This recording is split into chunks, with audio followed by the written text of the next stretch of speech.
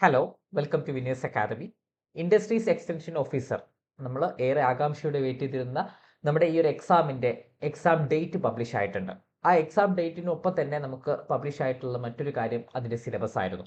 ആ സിലബസ് നമ്മൾ നോക്കുന്ന സമയത്ത് നമുക്ക് മുൻ വർഷങ്ങളിലുള്ള നമ്മുടെ IEO എക്സാമുമായിട്ട് ബന്ധപ്പെട്ട് കിടന്ന് നോക്കുകയാണെങ്കിൽ നമുക്ക് നമ്മുടെ സിലബസിനകത്ത് അടിമുടി മാറ്റങ്ങളുമായിട്ടാണ് ഈ വർഷത്തെ എക്സാമിൻ്റെ സിലബസ് വന്നിട്ടുള്ളത്. മുൻ വർഷങ്ങളിൽ നിന്ന് നമുക്ക് മാറിക്കൊണ്ട് ഫിസിക്സും കെമിസ്ട്രി മാത്സും ഒരുപോലെ അടങ്ങിയിട്ടുള്ള ഒരു എക്സാമിൻ്റെ സിലബസ് ആണ് നമുക്ക് ഈ ഒരു പ്രാവശ്യം നമുക്ക് വന്നിട്ടുള്ളത്.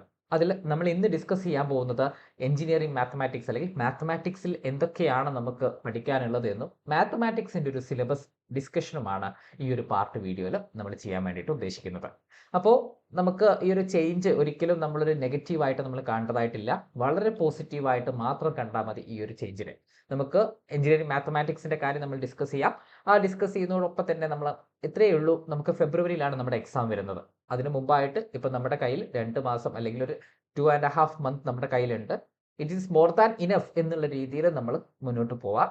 ആ മുന്നോട്ട് പോകുന്നതിന് നിങ്ങളുടെ കൂടെ എപ്പോഴും വിന്നേഴ്സ് കൂടെ ഉണ്ടാവും. അപ്പോൾ വിന്നേഴ്സിൻ്റെ ക്രാഷ് കോഴ്സ് അല്ലെങ്കിൽ നമുക്ക് ഈ ഒരു IEO എക്സാമിൻ്റെ ക്രാഷ് കോഴ്സ് നമ്മൾ സ്റ്റാർട്ട് ചെയ്തിരുന്നുണ്ട്. നവംബർ 25 മുതൽ ക്രാഷ് കോഴ്സ് സ്റ്റാർട്ട് ചെയ്യും. മുന്നേ പറഞ്ഞതുപോലെ തന്നെ ഫെബ്രുവരിയിലാണ് നമ്മുടെ എക്സാം വരുന്നത്. ഫെബ്രുവരി 18-നാണ് നമ്മുടെ IEO എക്സാം വരുന്നത്. അതുകൊണ്ട് തന്നെ നമുക്ക് വിന്നേഴ്സിൻ്റെ ക്രാഷ് കോഴ്സുമായിട്ട് ജോയിൻ ചെയ്യാൻ താല്പര്യമുള്ള ആളുകൾ ഉടൻ തന്നെ നമ്മൾ എന്ത് ചെയ്യുക, നമ്മുടെ ആപ്പ് ഡൗൺലോഡ് ചെയ്യുക.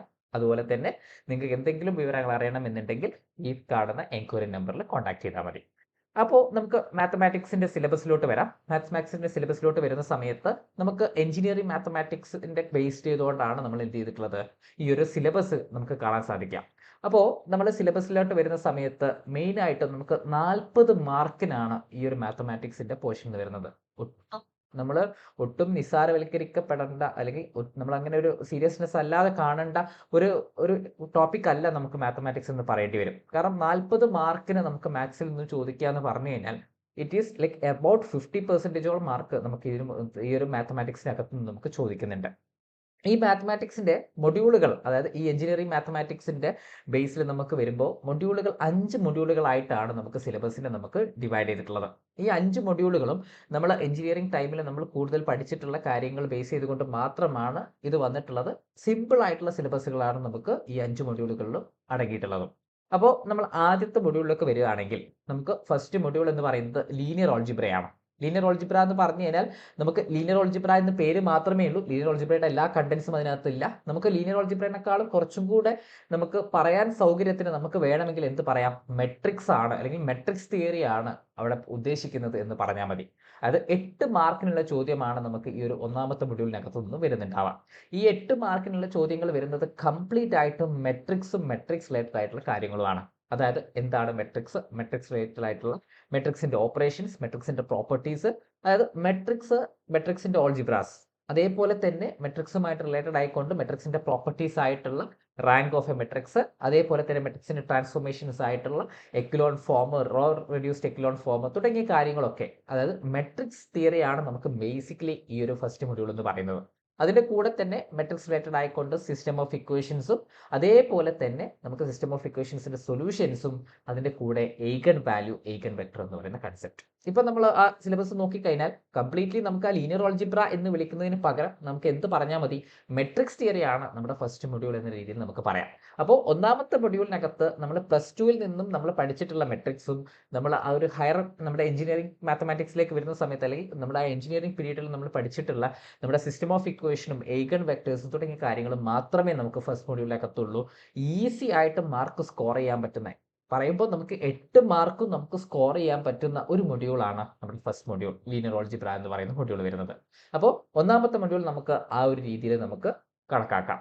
ഇനി രണ്ടാമത്തെ മൊഡ്യൂളിലേക്ക് വരുന്ന സമയത്ത് രണ്ടാമത്തെ മൊഡ്യൂളിനകത്ത് നമുക്ക് 12 മാർക്കിന് നമുക്ക് ഈ മാത്തമാറ്റിക്സിൽ ഏറ്റവും കൂടുതൽ ക്വസ്റ്റ്യൻസ് ചോദിക്കുന്ന അല്ലെങ്കിൽ ഏറ്റവും കൂടുതൽ മാർക്കിന് ക്വസ്റ്റ്യൻ ചോദിക്കുന്ന ഒരു ടോപ്പിക്കാണ് നമ്മുടെ സെക്കൻഡ് മൊഡ്യൂൾ. ബേസിക്കലി അത് കാൽക്കുലസ് ആണ്. കാൽക്കുലസ് എന്ന് പറഞ്ഞു കഴിഞ്ഞാൽ നമുക്ക് എന്താണ്, ഫങ്ഷൻസ് ഓഫ് 1 വേരിയബിളും ഉണ്ട്, ഫങ്ഷൻസ് ഓഫ് 2 വേരിയബിളും, അതുപോലെ തന്നെ ഇൻ്റഗ്രൽസും ഒക്കെ ആയിട്ട് അടങ്ങിയിട്ടുള്ളതാണ് നമുക്ക് ഈ ഒരു കാൽക്കുലസിനകത്ത് വരുന്നത്. അതായത് ഫങ്ഷൻസ് ഓഫ് സിംഗിൾ വേരിയബിളിൻ്റെ ലിമിറ്റ് വേണം, കണ്ടിന്യൂറ്റി വേണം, ഡിഫറൻഷ്യബിലിറ്റി വേണം, പിന്നെ നമുക്ക് ഡിഫറൻഷ്യബിലിറ്റിയുടെ ആപ്ലിക്കേഷൻസ് ആയിട്ടുള്ള ഡിഫറെൻറ്റ് ആപ്ലിക്കേഷൻസിൽ നമ്മൾ എല്ലാ ആപ്ലിക്കേഷൻസും ഇതിൽ അടങ്ങുന്നില്ല. നമ്മുടെ സിലബസിനകത്ത് ആകെയുള്ളത് എന്താണ്? Increasing decreasing functions, maxima minima. ഇതാണ് നമുക്ക് limit, continuity, differentiability and applications of derivatives എന്ന് പറയുന്ന നമ്മുടെ ഒരു പ്ലസ് ടുവിൽ മുതൽ നമ്മൾ പഠിച്ചു വരുന്ന കാര്യങ്ങൾ. അത് മാത്രമേ നമുക്ക് വീണ്ടും ഈ ഒരു എക്സാമിന് നമുക്ക് പഠിക്കേണ്ടതായിട്ടുള്ളൂ. പിന്നീട് നമുക്ക് ഇന്റഗ്രൽസിലേക്ക് വരികയാണെങ്കിൽ പ്രോപ്പർ ഇന്റഗ്രൽസ് കാണാനുള്ളതും ഇംപ്രോപ്പർ ഇന്റഗ്രൽസ് കാണാനുള്ളതും അതുപോലെ തന്നെ ഡെഫിനിറ്റ് ഇന്റഗ്രൽ കാണാനുള്ളതും ഇന്റഗ്രലിന്റെ ആപ്ലിക്കേഷൻ ആയിട്ടുള്ള ഏരിയ കാണാനുള്ളതും, ഏരിയ യൂസിങ് ഇന്റഗ്രേഷൻ, ഇതാണ് നമുക്ക് ഇന്റഗ്രേഷൻ പാർട്ടിലോട്ട് വരുമ്പോൾ നമുക്ക് വരുന്നത്. അതും നമ്മൾ നോക്കുന്ന സമയത്ത് എന്താണ്, ഒരു പ്ലസ് ടു ബേസിൽ വരുന്ന ടോപ്പിക്കുകളാണ് നമുക്ക് വരുന്നത്. അതിന്റെ കൂടെ നമുക്ക് എഞ്ചിനീയറിംഗിൽ നമ്മൾ പഠിച്ചിട്ടുള്ള ഇന്റഗ്രൽസിന്റെ ആപ്ലിക്കേഷൻസ് ആയിട്ടുള്ള ഏരിയ കാണാനൊക്കെ നമുക്ക് അതിനകത്ത് ഇൻക്ലൂഡഡ് ആണ്. പിന്നീട് നമ്മൾ നോക്കുമ്പോൾ ഫങ്ഷൻസ് ഓഫ് ടു വേരിയബിൾ ആണ്. ഫങ്ഷൻസ് ഓഫ് ടു വേരിയബിൾ ഒക്കെ വന്നു കഴിഞ്ഞാൽ അവിടെ ഇതേപോലെ തന്നെ വൺ വേരിയബിളിനെ നമ്മൾ പറയുന്നത് പോലെ തന്നെ അതിന്റെ ലിമിറ്റ്, കണ്ടിന്യൂറ്റി, ഡിഫറൻഷ്യബിലിറ്റി, അതേപോലെ തന്നെ അതിനകത്ത് നമുക്ക് ടോട്ടൽ ഡെറിവേറ്റീവും അതിൻ്റെ അകത്തുള്ള മാക്സിമ മിനിമ കാര്യങ്ങളും നമുക്ക് അതിൽ വരുന്നുണ്ട്. അപ്പോൾ ഫങ്ഷൻസ് ഓഫ് വൺ വേരിയബിൾ അതിൻ്റെ കാര്യങ്ങൾ, അതിൻ്റെ ഇൻറ്റഗ്രബിലിറ്റി, ഡിഫറൻഷ്യബിലിറ്റി കാര്യങ്ങളും വരുന്നുണ്ട്. ഫങ്ഷൻസ് ഓഫ് ടു വേരിയബിൾ എടുക്കുന്നു, ഫങ്ഷൻസ് ഓഫ് ടു വേരിയബിളിലും ലിമിറ്റ്, കണ്ടിന്യൂറ്റി, ഡിഫറൻഷ്യബിലിറ്റി നമുക്ക് വരുന്നു. അതേപോലെ തന്നെ അതിൻ്റെ ആപ്ലിക്കേഷൻ ആയിട്ടുള്ള മാക്സിമ മിനിമ ഇതൊക്കെ നമുക്ക് ഇതിനകത്ത് വരുന്നുണ്ട്.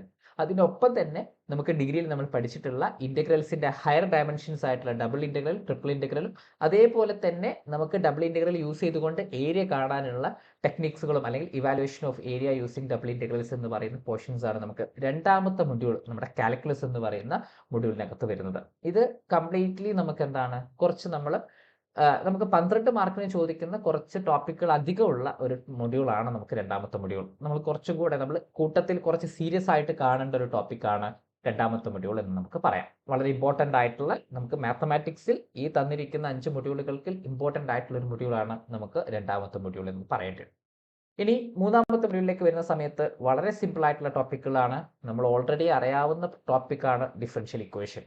ഡിഫറൻഷ്യൽ ഇക്വേഷനകത്ത് ജസ്റ്റ് ഇത്ര മാത്രമേ ഉള്ളൂ. ഫസ്റ്റ് ഓർഡർ ഡിഫറൻഷ്യൽ ഇക്വേഷൻ, അതിന്റെ ലീനിയർ ആൻഡ് നോൺ ലീനിയർ ഇക്വേഷൻസിന്റെ സൊല്യൂഷൻ, അതേപോലെ തന്നെ സെക്കൻഡ് ഓർഡർ ഡിഫറൻഷ്യൽ ഇക്വേഷൻ, അത് വിത്ത് കോൺസ്റ്റന്റ് കോഎഫിഷ്യൻസ് മാത്രമേ നമുക്ക് ചോദിക്കുന്നുള്ളൂ.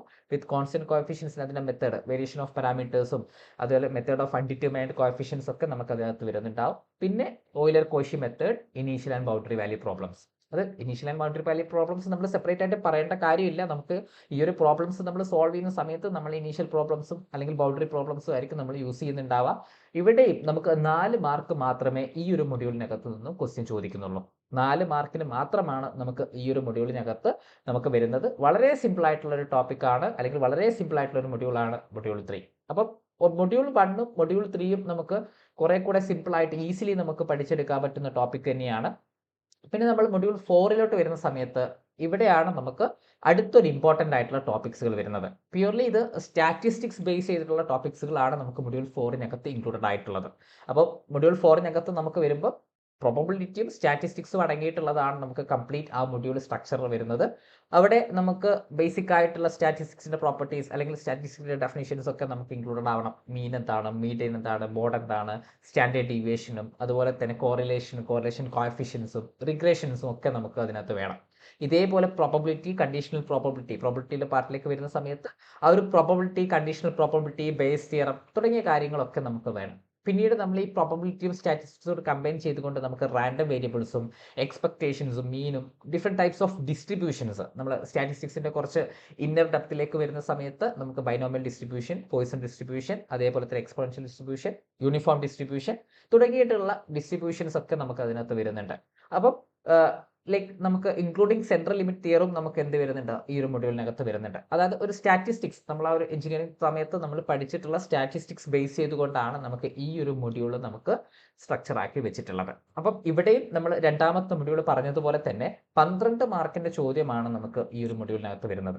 അപ്പോൾ നമ്മൾ സെക്കൻഡ് മൊഡ്യൂളും ഫോർത്ത് മൊഡ്യൂളും വളരെ ഇമ്പോർട്ടൻ്റ് ആയിട്ട് കാണേണ്ട 2 മൊഡ്യൂൾസ് ആണ്. അതായത് മാത്തമാറ്റിക്സ് ബേസ്ഡിൽ നമ്മൾ നോക്കുന്ന സമയത്ത് മാത്തമാറ്റിക്സ് റിലേറ്റഡ് ആയിട്ട് നമുക്ക് വരുന്നത് 12th മൊഡ്യൂൾ, സെക്കൻഡ് മൊഡ്യൂളാണ്. അവിടെ നമുക്ക് 12 മാർക്ക് വരുന്നുണ്ട്. മാത്തമാറ്റിക്സിന് തന്നെ സ്റ്റാറ്റിസ്റ്റിക്സിലേക്ക് നമ്മൾ വരുന്ന സമയത്ത് സ്റ്റാറ്റിസ്റ്റിക്സ് ആണ് നമുക്ക് ഫോർത്ത് മൊഡ്യൂൾ വരുന്നത്. ഇത് രണ്ടും ഉണ്ടെങ്കിൽ തന്നെ മാത്സിൽ 24 മാർക്കാണ് നമുക്ക് കിട്ടാൻ പോകുന്നത്. അപ്പം ഈ 2 മൊഡ്യൂളുകളും, മൊഡ്യൂൾ 2 മൊഡ്യൂൾ 4 നമ്മൾ ആ ഒരു സീരിയസ്നെസ്സോട് കൂടെ കാണാൻ നോക്കാം. അപ്പോൾ അങ്ങനെ നോക്കിക്കഴിഞ്ഞാൽ നമുക്ക് ഈസിലി ഈ ഒരു മൊഡ്യൂൾ 2 മൊഡ്യൂൾ 4 മാത്രം നമ്മൾ കുറച്ച് എഫേർട്ട് എടുത്തിട്ട് പഠിച്ചു കഴിഞ്ഞാൽ തന്നെ നമുക്ക് മാത്സിൽ കിട്ടേണ്ട പകുതിയിലധികം മാർക്ക് നമുക്ക് കിട്ടുന്നുണ്ടാവും. അപ്പോൾ മൊഡ്യൂൾ 4 നമ്മൾ വളരെ ഇമ്പോർട്ടൻ്റ് ആയിട്ട് കാണേണ്ട ഒരു മൊഡ്യൂൾ തന്നെയാണ്. പിന്നെ മൊഡ്യൂൾ 5 വരുമ്പോൾ അതും വളരെ സിമ്പിൾ ആയിട്ടുള്ള മൊഡ്യൂളാണ്. മൊഡ്യൂൾ 5 നമുക്ക് വരുമ്പോൾ കംപ്ലീറ്റ്ലി ന്യൂമറിക്കൽ മെത്തേഡ്സുകളാണ്. അതായത് ഡിഫറൻഷ്യൽ ഇക്വേഷൻസ് സോൾവ് ചെയ്യാനുള്ള different numerical methods, Newton Raphson method, regular falsi method, അതേപോലെ തന്നെ interpolations, Newton backward formula, forward formula, അതേപോലെ തന്നെ ഇന്റഗ്രേഷൻ ഡിഫറെൻറ്റ് പോസിബിലിറ്റീസ് അല്ലെങ്കിൽ ഡിഫറെൻറ്റ് മെത്തേഡുകൾ, ട്രപ്പീസോയിഡൽ റൂള്, അതേപോലെ തന്നെ സിംസൺസ് റൂള് തുടങ്ങിയിട്ടുള്ള മെത്തേഡുകളൊക്കെ നമുക്ക് ഈ ഒരു 4th 5th മൊഡ്യൂളിനകത്ത് വരുന്നുണ്ട്. ഇവിടെ നമുക്ക് 4 മാർക്കിന് മാത്രമേ നമുക്ക് ഇവിടെ ചോദിക്കുന്നുള്ളൂ. 4 മാർക്കിന്റെ ചോദ്യത്തിന് നമുക്ക് ആകെ കുറഞ്ഞ സിലബസ് മാത്രമേ നമുക്ക് തന്നിട്ടുള്ളൂ. അപ്പം ഈ 5 മൊഡ്യൂളുകൾ നമ്മൾ നോക്കുകയാണെങ്കിൽ നമുക്ക് 1, 3, 5 എന്ന് പറയുന്ന ഓഡ് മൊഡ്യൂളുകളൊക്കെ നമുക്ക് വളരെ ഈസിലി പഠിച്ചെടുക്കാവുന്നതേ ഉള്ളൂ. അതേപോലെ തന്നെ 2, 4 മൊഡ്യൂളുകൾ നമ്മൾ കുറച്ച് എഫേർട്ട് എടുത്തിട്ട് പഠിക്കേണ്ട ടോപ്പിക്കുകളാണ്. ഈ ടോപ്പിക്കുകളൊക്കെ നമ്മൾ നോക്കിക്കഴിഞ്ഞാൽ നമുക്ക് നമ്മുടെ എഞ്ചിനീയറിംഗ് പീരീഡിൽ നമ്മൾ പഠിച്ചിട്ടുള്ള ടോപ്പിക്കുകൾ തന്നെയാണ് നമുക്ക് ഇതിനകത്ത് വരുന്നത്. അതുകൊണ്ട് തന്നെ നമ്മൾ ഒട്ടും അങ്ങനെ ഒരു പേടിയോട് കൂടെ കാണേണ്ട സിലബസ് ആയിട്ടില്ല. പക്ഷേ എന്നാൽ നമുക്ക് നല്ലൊരു കോച്ചിങ് അല്ലെങ്കിൽ നമ്മൾ ആ ഒരു രീതിയിൽ നമ്മൾ സ്ട്രക്ചേർഡ് ആയിട്ട് പഠിക്കുകയാണെങ്കിൽ ഈ ഒരു 2 മാസം അല്ലെങ്കിൽ 2.5 മാസം നമ്മൾ സ്ട്രക്ചേർഡ് ആയിട്ട് ഇതിന്റെ പുറകെ ഇരിക്കുകയാണെങ്കിൽ നമുക്ക് ഉറപ്പായിട്ടും ക്വാളിഫൈ ചെയ്യാം. ഈ ഒരു ടോപ്പിക്ക് നമുക്ക് ഈസിലി നമുക്ക് ഓവർകം ചെയ്യാവുന്നതേ ഉള്ളൂ. അപ്പം ഒരു സിലബസ് ചേഞ്ച് നമ്മൾ ആ ഒരു പേടിയോട് കൂടെ കാണേണ്ട കാര്യമില്ല. നമുക്ക് വളരെ ഡിഫൈൻഡ് ആയിട്ടുള്ള അതേപോലെ തന്നെ വളരെ സ്മൂത്ത് ആയിട്ടുള്ള സിലബസ് ആണ് നമുക്ക് വന്നിട്ടുള്ളത്. നമ്മൾ ആ ഒരു രീതിയിൽ മാത്രം കണ്ടാൽ മതി. അപ്പം ആ ഒരു രീതിയിൽ നമ്മൾ ആസ് സൂൺ ആസ് പോസിബിൾ പറ്റുവാണെങ്കിൽ ഉടനെ തന്നെ നമ്മൾ പ്രിപ്പറേഷൻ സ്റ്റാർട്ട് ചെയ്യുക എന്ന് മാത്രമേ പറയാനുള്ളൂ. Thank you.